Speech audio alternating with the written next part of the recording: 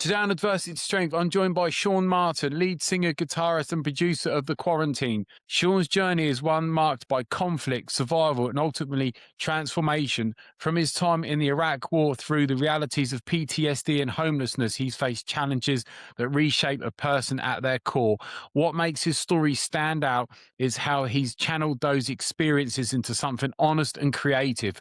Through his music, Sean explores identity, trauma, and resilience in a way that cuts through surface level conversation and gets to something real. He brings a perspective shaped not just by adversity, but by the decision to confront it and create something meaningful from it. Sean, thank you so much for coming on the podcast today. It's an absolute honor to have you on there, my friend. Thank you so much for having me. It's so great. That was a very wonderful intro. Thank you. The least you deserve with everything that you've done and gone through and achieved there. Take us back to the beginning. Where did your journey start for you? Because it's been an eventful one, to say the least. Yeah. So I grew up in Fort Bragg, California, which is off on the west coast of the U.S. You know, around there is all redwood trees and really craggy coastline. You know, there's a lot of my town was very much, it felt like a European influence on the town. And there's a few towns like that in California. I don't know if you guys know, but there's a town called Solvang that is essentially like Denmark to the max, you know? So it like everything about it is all Denmark and Norwegian stuff. So it's like the entire town. So we do that occasionally, but Fort Bragg isn't really like it still has a like a Wild West sort of theme to a lot of the buildings. So I grew up in sort of this nostalgic sort of idyllic background that has its own sort of front to what it is, and then there's everything that's going on behind it. So that's kind of the environment that I grew up in, because I also worked in service industry jobs when I was coming up through high school. But for me, in music and everything, I started singing in community choirs when I was 4 years old. When in my first opera when I was 7, I was one of the choir singers in the opera Tosca. And when I was 12, I started picking up the guitar and started writing songs. And by the time I was 15 or 16, I found a local recording studio that I could record some of my songs in. And so I recorded 10 songs before I went into the military right after my 18th birthday. That's literally from day one for you. So just something that you discovered, or was there a reason behind the passion for music? Or was it just something you just loved straight away? Yeah, I mean, from the second that I picked up the guitar, the first songs that I learned when I picked up the guitar were Green Day, Time of Your Life, Crossroads by Cream. And then I got into Jimi Hendrix, and then Metallica, and then Megadeth, and then, I started looking into pop music, started learning like Michael Jackson and like Garth Brooks, and started, trying to learn a lot of pop music and influence it in with a lot of the hard rock stuff that I've listened to. Like I knew of grunge music, like I didn't, but I wasn't really truly able to appreciate everything that was really going on in grunge music until I was much older, until I had already gone to music school and been through the military and had a real sense of just how shitty this world can really be, and and getting the true vision that or at least what Sublime would call the 89 vision, the vision of everything, of how to see through all of the mire and the bullshit of everything that you've got, and see out of the swamp into the rest of the world, so you can make a plan for it. Like that, I didn't feel like that perspective didn't really come around in my mind until about 2012, till after I was through music school, after I had already gone through a bunch of combat experiences, things that changed and altered my life absolutely forever. And I had a breakdown in 2012 that sent me into a homeless shelter and being homeless for about 2 or 3 weeks, and then finally getting into an inpatient clinic that was made specifically for combat veterans. So I'm kind of guessing that all of that was because of what's gone on, because you were in Iraq. Yes. Yeah. So I was in Iraq Tell us a little. Sure. I was in the 3rd of the 9th Airborne Infantry Regiment, and that was based out of Alaska, in Fort Richardson, Alaska. And we deployed to Iraq in October of 2006, and I was there until August of 2007. And in between that time, like we started off in the first 2 weeks or so just doing missions, doing the what we called the ride along missions, where we would be sitting with all of the units who were there before us, who were teaching us everything that was going on in that AO. And so we would go on the ride along missions, and we got hit on the ride along missions. We lost Sergeant Gibson, who was our first casualty in the war, and that was 2 weeks in. 2 weeks in. Yeah, we already had our first casualty. By a month in, I had been blown up, and my truck got blown up. It was extremely traumatic. The whole cabin got lit on fire. My buddy Stevenson got third-degree burns in 70% of his body. Warren and Sergeant Henderson were all injured, burned, like they're altered forever because of it.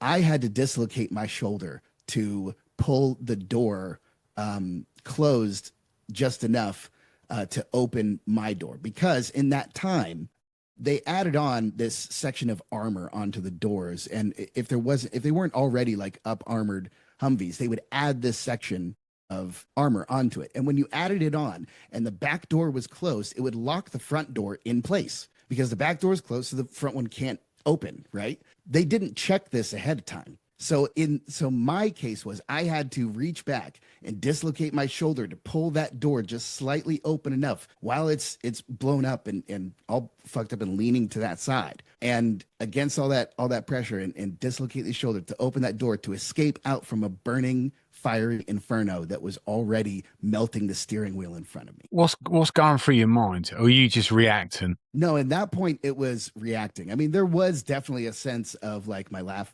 flashing before my eyes. I definitely felt that.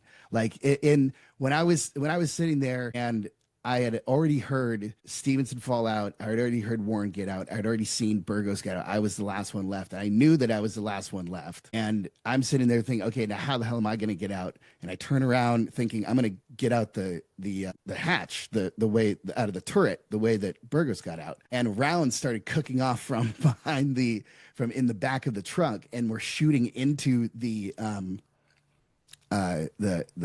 radio on the center console of the Humvee. And so that wasn't an option. And I couldn't go out to the side either, because that was all fiery inferno. I could see the flames crawling across the top of the Humvee. And then, I saw the steering wheel explode in front of me and start to melt in front of me. And at that point, I knew if I don't get out of here, if I don't find some way to get out of here through these bulletproof windows, I am going to roast alive. And it was just pure determination. I just went through the pain. There's so much adrenaline going at that point. You've decided what needs to happen is going to happen. If my arm rips off, then my arm rips off, like that's really the mentality that you're at. It's a different, you tap into a different primal area of your brain that is only reserved for the most extreme circumstances. And then you just do shit. Yeah. And eventually I kind of found, ways to sort of tap into that on command, because it started to happen so many different times. There were so many different times in which that rise up into adrenaline lifted my ability and perception beyond anything that I would have thought for myself. And because I just mentally decided to do it and I let my body do it, I did a lot of really, kind of crazy, amazing things that normally speaking, at least pause about, at least be like, can I do that? I'm not sure. Maybe I'm going to hurt my knee doing that. I'm not sure if I should,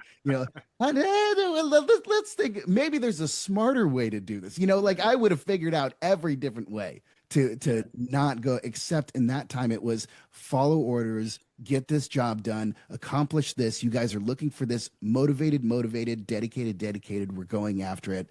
Nobody is going to get in our way. And when you're living in those kind of situations all the time, when that's your basic level of existence, life is different. It changes you forever. I can imagine without knowing when you're trying to get out of what was it, like a Hummer, was it? Yeah, it's an up armored Humvee, the kind that they had in Iraq. Relatively. When you're trying to get out, are you literally, even though it's all adrenaline, are you thinking there's shots being fired in it that's hitting the dashboard? I'm going to dive out and get out of this. And were you waiting to get hit, or were you not even thinking about? No, like getting hit would have been like, damn it, another another thing stopping me from getting there, and I would have kept going. Like that's getting shot at that point, unless it's, blowing off your entire leg, you're not stopping. No, I can imagine. You Were you know, almost expecting it? yeah, we're expecting it in the way that, like, if it happens, it happens. Right. It's inevitable, but it's not going to stop me. Right. It's not like once you get like in the movies, it's like you get shot. It's like, oh, I can't move anymore. Like, or in video games, it's you get shot, you're done. But sometimes it's not. You get shot multiple times, and you just keep on going. But in the real world, if you're it depends on how you get hit, and it's as a soldier, you're thinking to accomplish the mission regardless of anything that happens. So that includes getting shot, that includes getting anything blown off, that includes everything. You're going to go until you absolutely cannot go anymore. That's what we're trained to do. And when you got out of that, what happened then? Were you like a helicopter coming and evacuated you out there, or how did No, that no, go? I stayed on and continued the mission. Stayed on and continued the mission? Yeah. So the other people in my truck all got airlifted out, and my battle buddy and I, Burgos and I, kept on and continued the mission. We got in the other people's trucks and we went to go try to find the guy who Yeah. laid. No, no, the whole group of us. No, no, no, no. Jesus Christ, no, no. Burgos and I joined the rest of the Oh, group. yeah, okay. We still had, like, at least two, three or so other trucks that were with us. Oh, right. Full. We were just, crammed into one of the seats under the gunner, like, and just kind of riding there. But we continued the mission, and the mission for that day was we were going to canvass that area of the neighborhood, because it was like a regular neighborhood area. The houses were around. It was, it was right next to a ravine. There on the other side of the ravine was more houses with fences, and it was like, you go in the just like any other sort of suburban place, but just lots of sand. Yeah. Did it feel sort of surreal to be there with all this going on, or was it almost normalized because you're doing your job, you're focusing on that, you're used to it? No, that was a significant day because there were casualties. That was a significant day. And when I got back to the fob, people knew who I was, and I had no idea who the hell they were. They would come up to me in the chow hall and be like, "Hey, man, I heard about what happened, man. You're a real soldier for keep going on." Like, they would give me compliments and praise and accolades because they had heard what had happened, and I didn't run on telling people. The news just got out. And so there's this weird sort of sense of celebrity where I have, sergeant majors coming up to me and being like, "Hey, man, great job." And I'm like, "Thanks, Sergeant Major. What the fuck did that come from?" And, like, a lot of times they wouldn't explain it. Other times they would, but like everybody who was in that truck, Burger said the same thing happened to him, because word just got out that's what went down. And the next time that happened, the same thing happened to those people, So it was just kind of we used to call, the way in which news travels around the fob, the JNN, meaning the Joe News Network. And so it's, all of the rumors and everything that you've heard before from every Joe who's gone to his buddy and be like, "Hey, wouldn't it be cool if," and somebody hears that and goes, "You know what's going to happen? What that dude just said." And then it becomes the Joe News Network. It's like a stupid game of telephone that travels faster than anything else than any actual news in the fob. Like, if actual information was traveled across the JNN network, we would all be dead, because operational security would have been totally blown and everything else is gone. So this is the thing people need to understand: is everything you hear is usually not the reality, but everybody operates as if it is the reality. So when you're the one who's then shaping what people hear, because you're the infantry people doing the jobs that everyone is then talking about, it becomes you start to see, it's like I've compared it to being a prison guard, or being someone who operates a roller coaster, and like behind a theme park, like somebody who works at Disney and has walked in the tunnels underneath Disney to get around. They're not, like, destroyed by the illusion breaking. They know what it looks like, but they know that Mufasa is not real. They know that the messages of what they're going for it's not like a real thing. Like, they're much more tuned in to what's really going on. And That's kind of the same effect that you would have. There's different levels of understanding, there's different levels of experience that are all happening at the same time at this fob. So you can have people who never go outside the wire, who never see the enemy, who never go and have any kind of conflict whatsoever in their entire deployment. It's just their job being done around a whole bunch of sand instead of around trees. That's really the only difference that some people have in the experience that some people have in the military. Others go around and drag people out of their houses and, find the enemy and close with and destroy and kill people. So there's a real difference between the kinds of experiences that happen in the military. And I think, and from what I've experienced in the civilian world, is that that information is not readily known amongst the civilians. Everybody assumes that if you're in the military, then you're Arnold Schwarzenegger killing everybody with Danny Glover and you're fighting the predator. That's not the way that it goes. All right. There are specific people who do this shit. Yeah.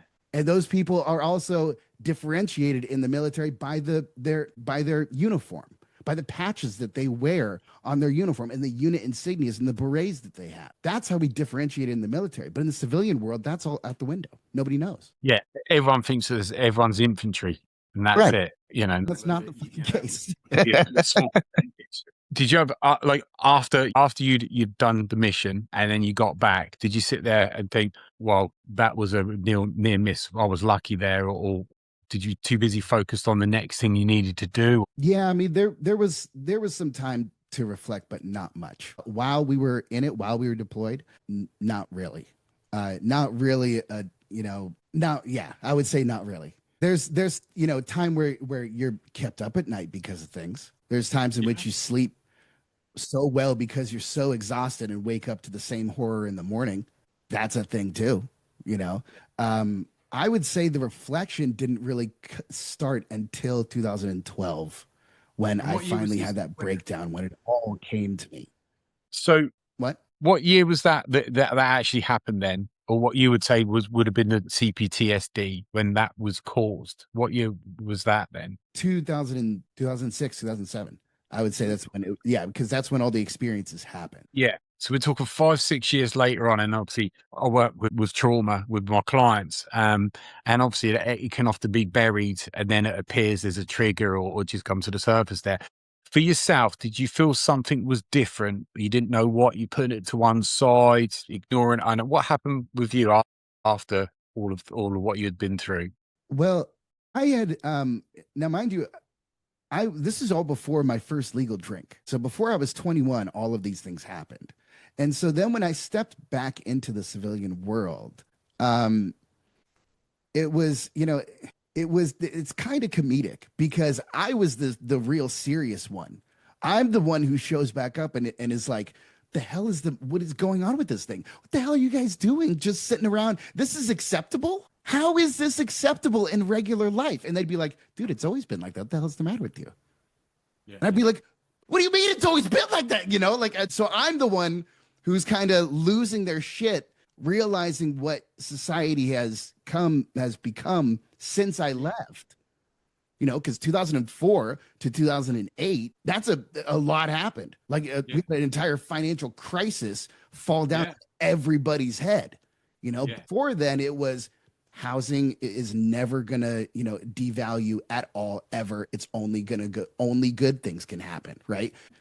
We were shown very firmly that is not the fucking case, and you cannot trust bankers further than you can throw them. If you can't pick them up, guess what? We all got fucking problems then, So, that was a new thing, and so I'm seeing that and being like, "What the hell's the matter with everybody?" And everybody's like, "It'll be fine, no big deal."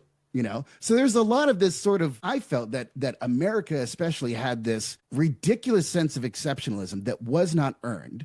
He had a ridiculous moral backing that was not confirmed where I was, because I saw war crimes. I saw horrible things happen. I saw detainee operations that were just fucked from the beginning. I saw so many people avoid responsibility simply because they were cool. It was ridiculous. And when I come back and see that kind of stuff reflected in America on the most highest scales, then I start to question, maybe it's not me anymore. maybe this country is going off of a rail that is finally starting to become unconstitutional. And that idea was hitting me in 2008 and 2009 when that sort of idea was, oh, horribly not accepted. Not at Yeah. all.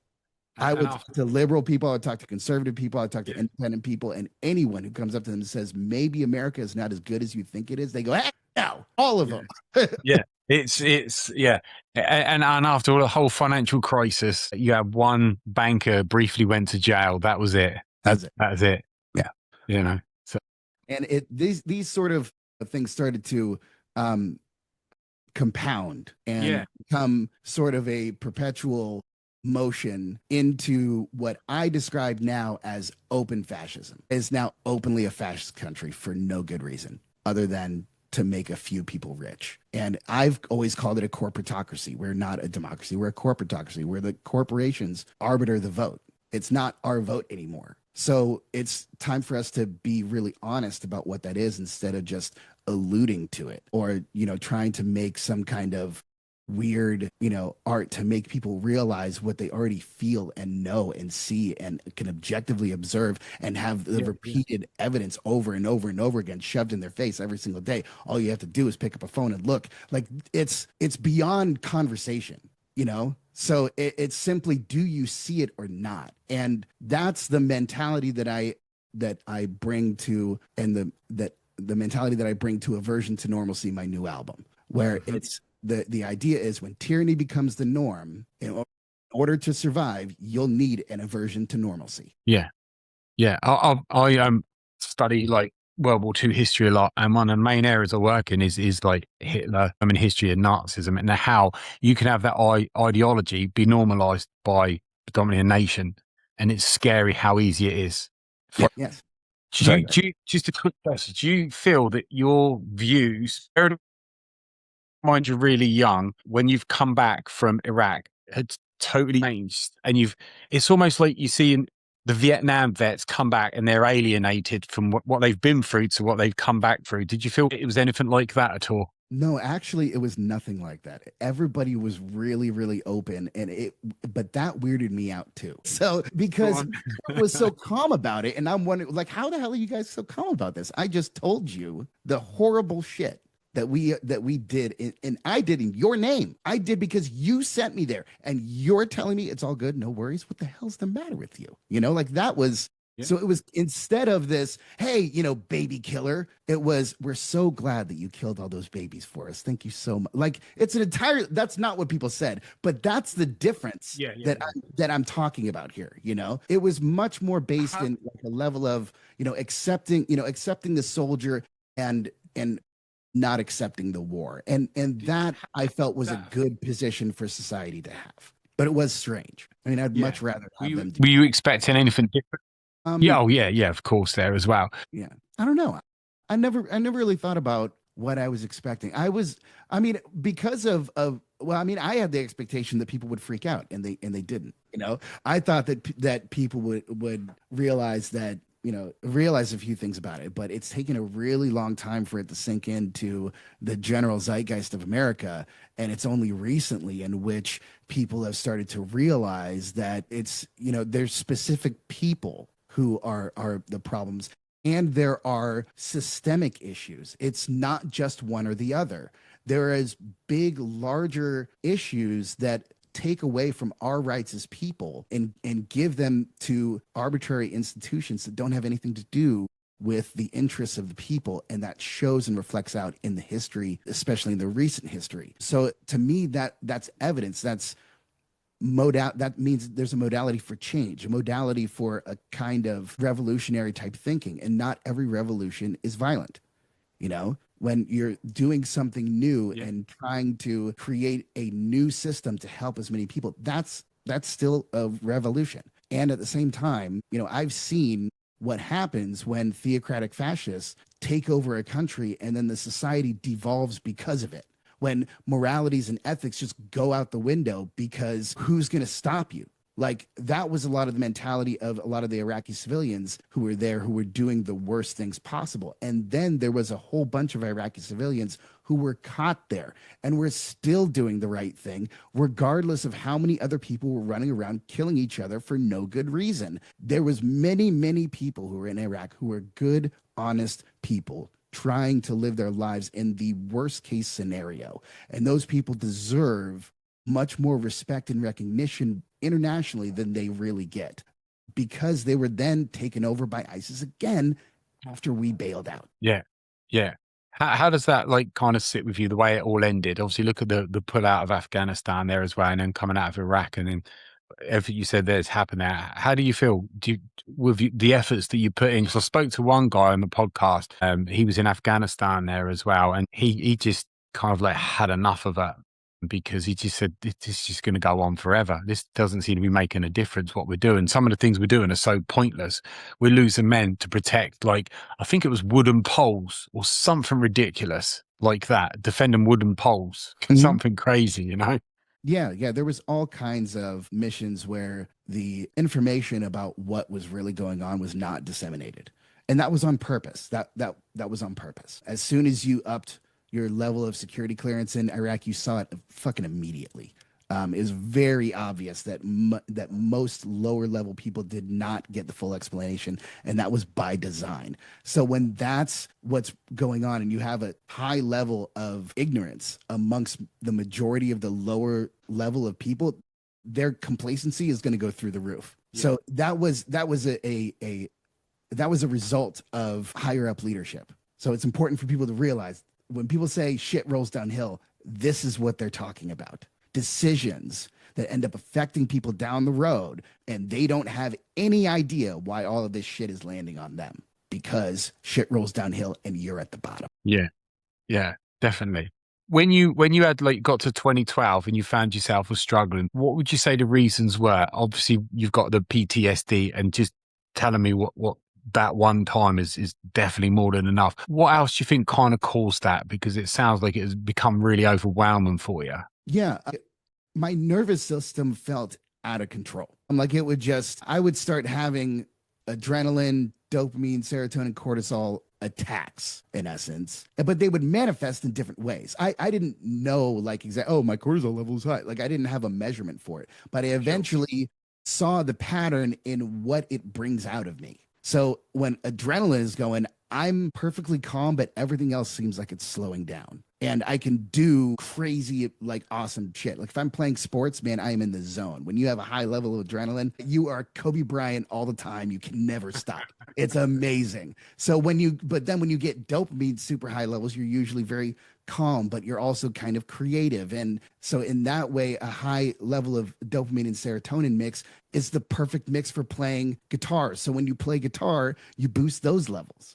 But in order to manage cortisol, you have to do multiple different things like breathing exercises, simple levels of a massage, thought processes, even sometimes workouts, thinking, walking, doing art will force the cortisol levels to start. So then you get, so in a way you're kind of double dipping into but once you understand the chemical balance and the makeup of the actions that you do, then you start to realize you actually have a little bit of control over the things. You can react to what happens to you. Whereas before I thought I was just subject to it. And that was one of the bigger differences that took me years to understand and let alone get good at. And I still don't feel like I mastered at it, but at least I understand it so that when I feel a certain level of attacks of a different chemical, whether they be panic attacks or an overwhelming amount of worry or aggression, or you just feel it building up in your blood and for no reason. Like, mind you, all of these things are happening not because something. And usually for regular people, it's because of something. Something gets your blood boiling, right? But if you're just sitting there and all of a sudden your body is out of whack, feeling like you need to be angry when there's no reason to be angry whatsoever, but your body feels it and you don't even know why you're angry. So consciously, there is no angry thought that's going on, but your body is reacting in that way. That was was the thing that made me like feel like I was absolutely crazy, because there was a definite time in which that was not happening, and then there was a time in which it was always happening. And it was after I got back from Iraq when when I was able to live a life and get back to the reality of sitting on a porch and not expecting something bad to happen, and it always would happen. And when you started learning this, is this when you went to the place for veterans? No, no, no. I learned this after I got to the veterans place, the veterans What, inpatient clinic, and many, many years afterwards. So I this didn't one know I didn't know any of this before I got in. When I went into the inpatient clinic, it was learning about all of this for the first time.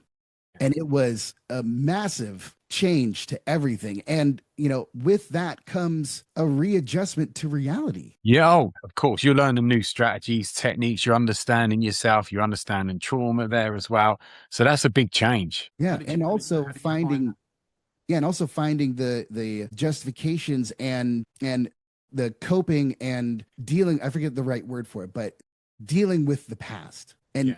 making sure that you can resolve it with yourself so that you can move forward. That was also another big part of the inpatient clinic, that was very, very necessary, because those skills are extremely helpful all the time to me.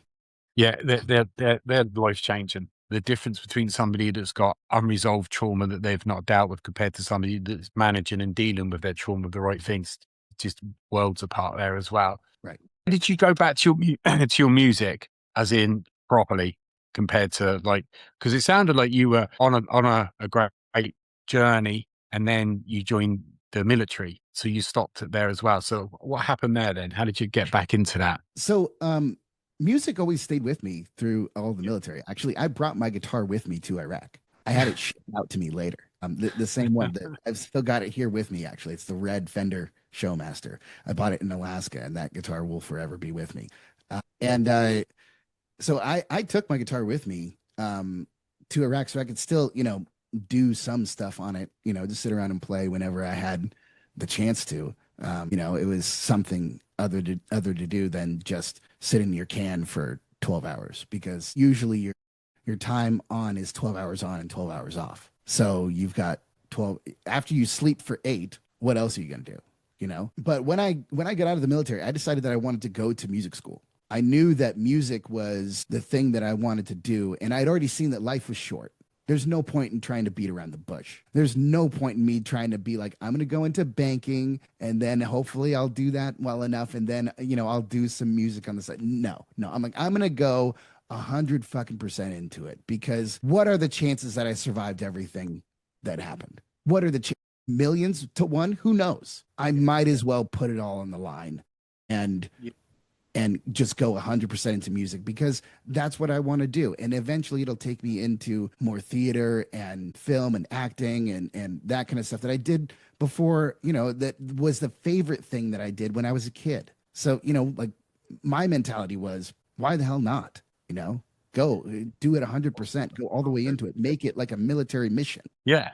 After everything you've been through, what's the worst that can happen to you? Right. At least they're not shooting at me anymore. Little things like that there as well. Yeah. So when was it that you formed your band then? So I formed the Quarantine in 2010, and we didn't come out with a record to establish it until 2012. So in those early years, we're meeting at friends' house and jamming in their backyard and avoiding angry calls from the neighbors and like that kind of stuff. Going in, and in 2012 to 2014, we're going and playing all around in Los Angeles, playing at the Key Club, what used to be there, play at all the venues down Sunset Strip, the Roxy and what's the House of Blues.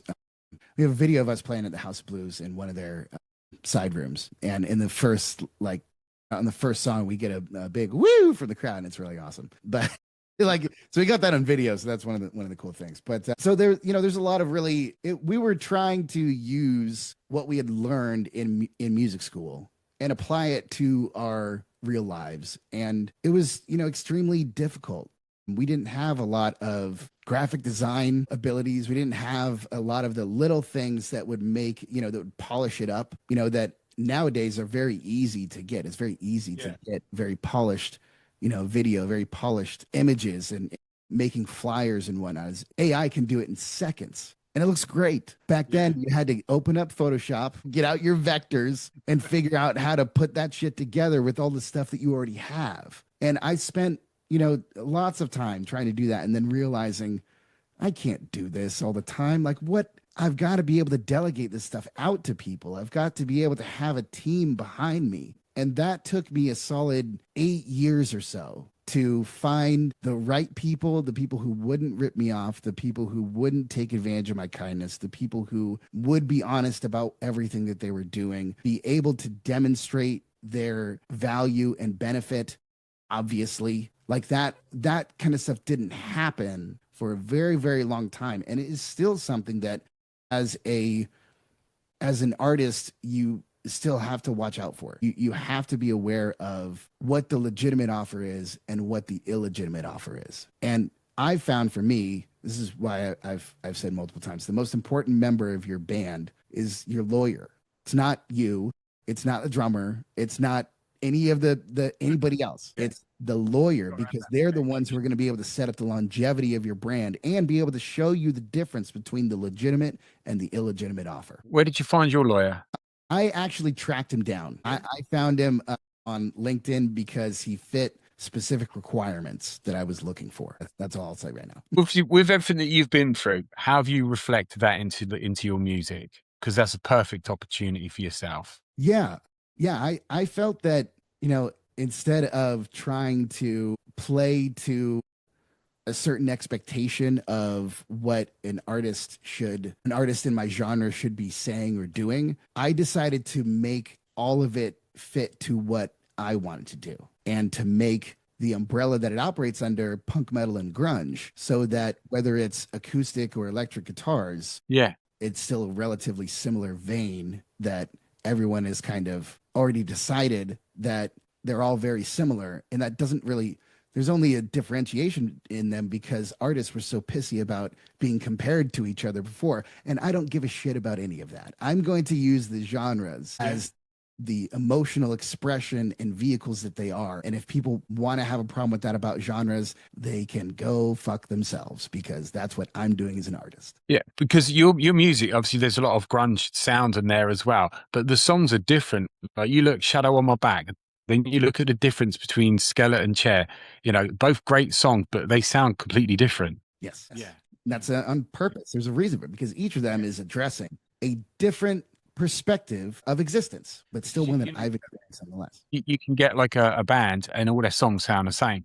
You can Right. listen to the same song over and over, and you don't know if you listen to the same song or their whole album. And that's one of the things with yourself that I realize is that how different the songs are there and the sounds as well. Yeah. Yeah. I thank you. Thank you.